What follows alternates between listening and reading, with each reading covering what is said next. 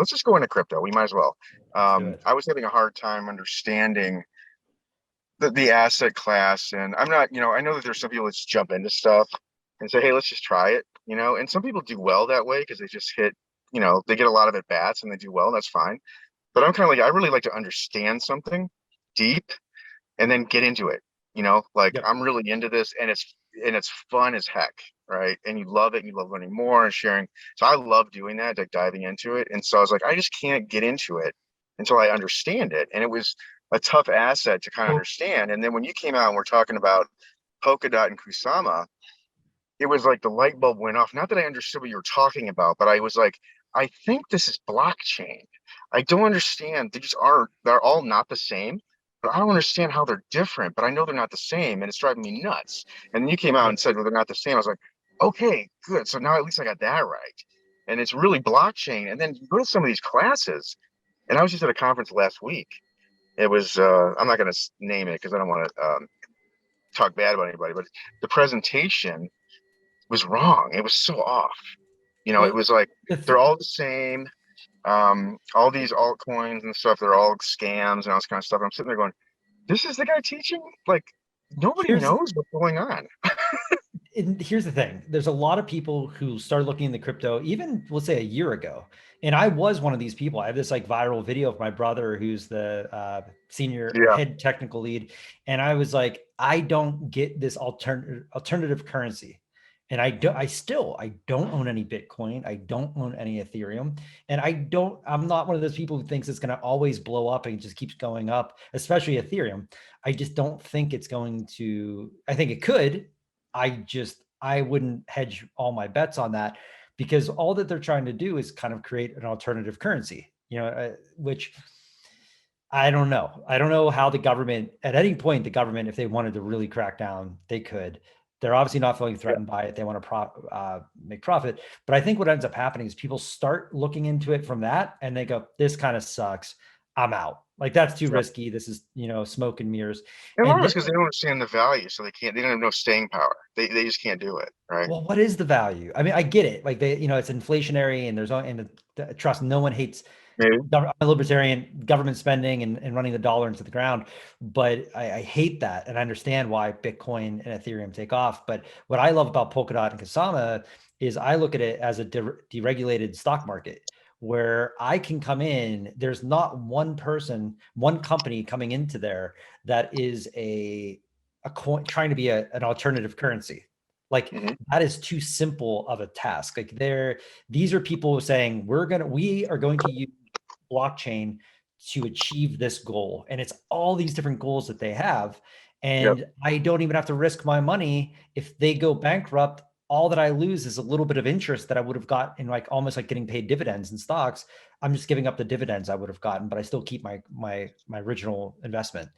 Yep. And so to me, all these things started clicking, and I started thinking of how to poke holes in it, and I could not. And so I was like, Gavin Wood, the Yeah. creator, you know what you're doing, because I thought I could game this somehow, and I couldn't. So what Yep. did I do? I started investing myself and became completely and utterly, I spent 3 hours a day, 4 hours a day on this, and it's a hard. It's like learning a second language is the best way to Yeah, and you describe keep going, and it's like it starts making more sense as you're going, and you're like, it's like watching a great series on Netflix. Like you're like, okay, I'm only gonna watch this when I'm done, and then you have a cliffhanger. You're like, I gotta watch the next one, it. Yep. right? You just Someone keep uses a going. term or a word that I haven't heard of before, and I'm like, wait a minute, like really understanding what web 1.0, web 2.0, web 3.0, like you keep Yep. hearing that. This is like web 3. And you're like, well, what does that mean? And so I started diving down that rabbit hole of just understanding Terms are what the, so they matter in this and I think in this sort of it's in infancy still for sure. It's maturing obviously very quickly, rapidly, really rapidly, but there's a lot of terms being used that mean different things to different people, and I think that's part of the problem. And people say, are you into cryptocurrency? I'm like, well, I only consider certain coins currency, so what do you mean by that? Right? Like yep, everyone's a little different. It's really blockchain, smart my understanding. Blockchain technology and the rush to use blockchain for different applications. yep, That's an entrepreneur's wet dream, right? Um, Oh, we might have, I'm not gonna edit that out, but So you know, it's it's an entrepreneur's dream to have a powerful technology that can solve new problems, and they're going to do it in different ways. That's logical to me because that's what would happen naturally if I saw that, right? well, yeah, and it's Um, like I know people. This sounds so cliche, and I hate to even say it when you say like, well, when the internet was created, like yeah, there's a lot of, there's a dot-com bubble burst, but there was also, if you would have invested in Amazon, eBay, yeah, Shutterfly, there's a lot of big things that came out that shaped it. And so that's kind of what a lot of us are with Polkadot and Kasama. We look at it as, okay, this is a major, major long-term play that could be, and again, you're not even doing just one company, you're diversifying into all those sub companies, all those parachains into. So there's just this opportunity there where you have your long term conservative, keeping your dot Kasama, and then you have the like almost like you're investing in a .com website that could just fly like what Moon River did. It just shot through the roof overnight, and you still kept your original investment with dot Kasama, and then you just made $5,000 a coin on top of that. yep. And so Yeah, and there's I think that was a lot of what happened then too. It was almost like there were some people that were generalizing it and talking about the internet is the future, and they were just investing in whatever came out, right? And that creates a bubble. And then there were others that said it's a fad. They were wrong because they didn't understand it. They didn't understand what it was and what it would do and what the impact was.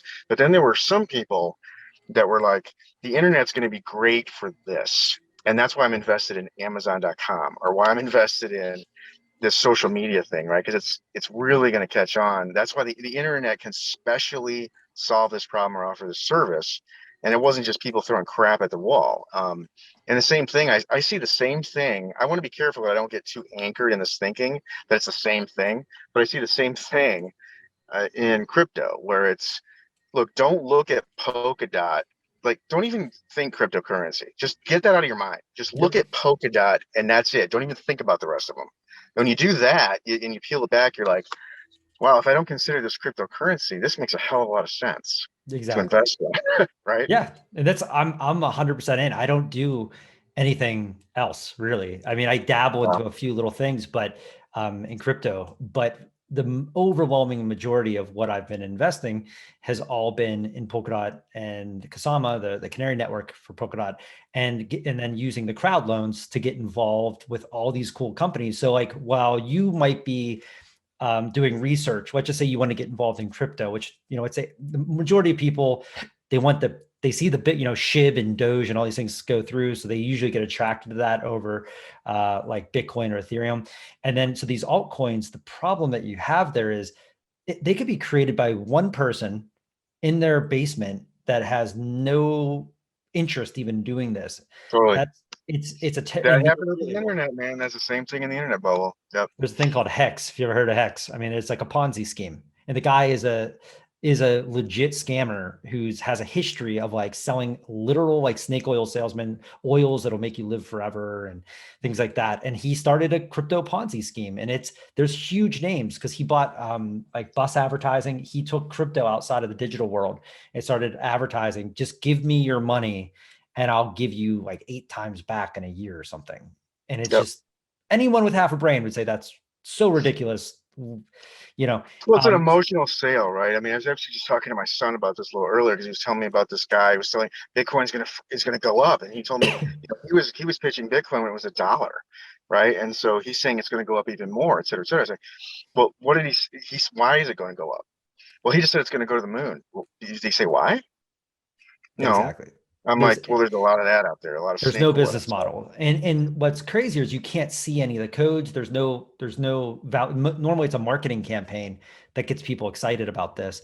And then, so what I like about Polkadot too is, so first they give hundreds and hundreds of millions of dollars out to developers to develop these parachains. And if you hit these certain, what they call milestones, so yeah, they just approved like another $770 million they're handing up for free to grants to people to develop on their network. They're now the Yeah. second most active developer network out under Ethereum, and they just launched last Thursday. So it hasn't been a Oh, week, and they have the second largest development network because they've been paying hundreds of millions of dollars to people to do it. And what's really cool is they set up this thing called milestones, where if you hit these milestones with your company, you can get money and you get accredited. So instead of like a shitty altcoin, like a Dogecoin, which could literally be like nothing and just a joke, you can go in and log on to the site and be like, oh, wow, they made it to the 5th milestone. That's pretty Yeah, impressive. Like they yeah, probably have a team of at least 20 developers working to do all this.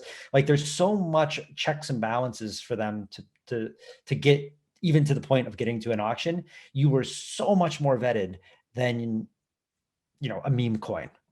totally, totally. And then you see, so there's a lot of excitement around just the crypto in general, right? But it's all because of speculation and this and that. But when you look at, you peel it back a little bit, look between the lines, you're like, don't look at the excited people that are speculating.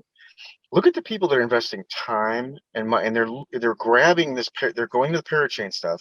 They're looking at it as oceanfront property on a new planet, and nobody else knows about it. And Yep. that's how they're acting. Polkadot goes down, and they go, "Who cares? Doesn't matter. This thing's huge, right?" Yep. That excitement is what you want to look for. That's what I was looking for. Well, you're You know, getting not in like literally. I mean, some of these companies, like Akala, I mean, I haven't even checked what they're at right now, but the other day I saw they had like 650 million raised in a few days, like I know, staked and bought. amazing. Well, I And was like, I'm that was like, just proof. That was proof that it's there. The value's there. I mean, yeah. that's proof. Yeah.